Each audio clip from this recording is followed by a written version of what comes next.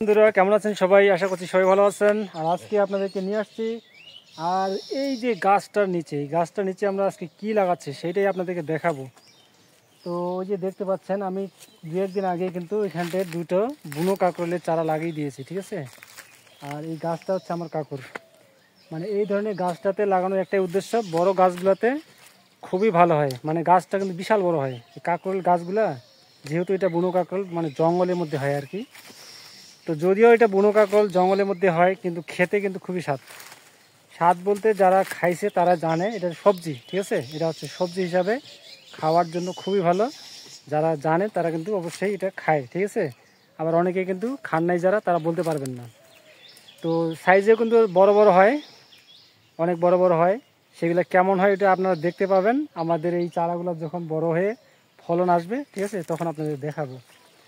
আর এটা কত মাস পরে ফলনটা আসতেছে সেটা এইবার পরীক্ষা হবে। অনেকে বলতেছে 3 বছর সময় লাগে, আবার কেউ বলতেছে যে কিছুদিনের মধ্যে হয়ে যাবে।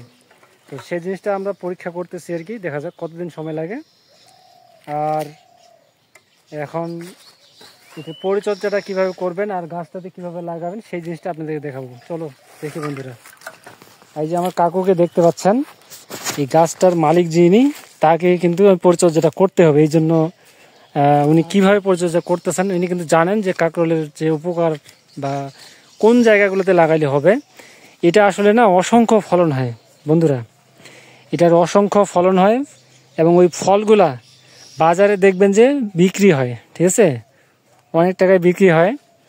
আর একটা গাছে আমার মনে হয় যে এখান থেকে অনেকগুলো ফলন হবে। এখানে 2টা গাছ লাগিয়ে দিয়েছি আর জৈব সার দেওয়া হচ্ছে, মানে এর মধ্যে যে কোনো রাসায়নিক যে সার বা অন্যান্য যে ইয়াগুলো আছে স্প্রে করা বা এই সেই কোনো কিছুই লাগবে না, মানে অর্গানিক যাকে বলে আর কি, সম্পূর্ণ অর্গানিক। আমরা এখানে কি দিয়ে দিচ্ছি দেখছেন, জৈব সার, গোবর সার, জৈব সার, এগুলো যেগুলো আছে এর মধ্যে 1 ফোঁটা কোনো রাসায়নিক সার আমরা ব্যবহার করব না। এখানে সম্পূর্ণ অর্গানিক সিস্টেমে তৈরি হবে আর কি।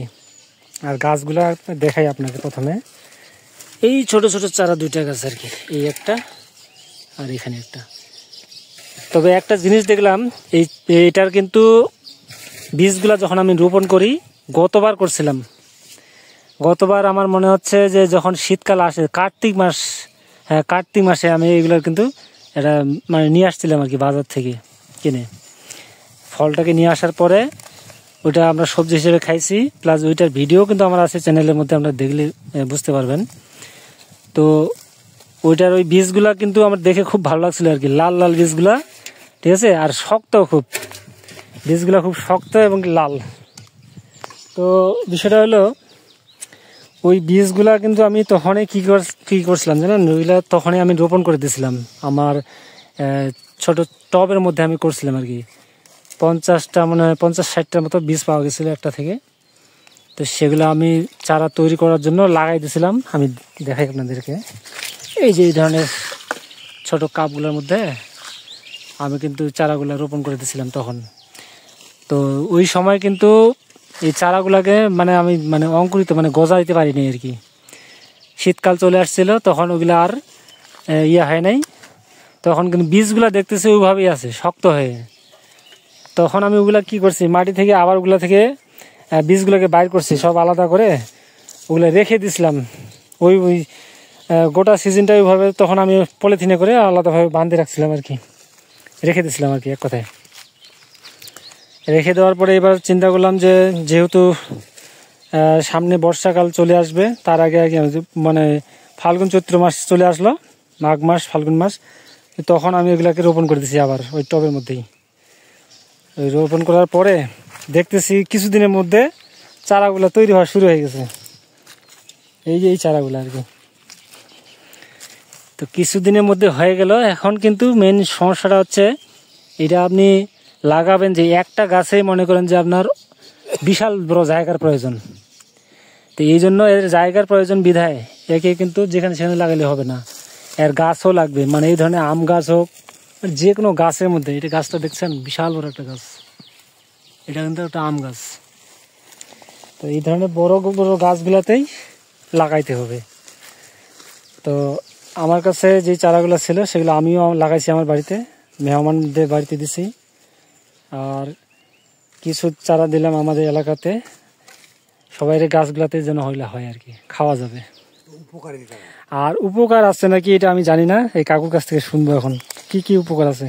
উপকারিতা হইলো যেমন এই কাকরোলের, এটা কিন্তু চোখের জন্য বিখ্যাত উপকার, চোখের দৃষ্টিশক্তি ভালো রাখার জন্য। আচ্ছা,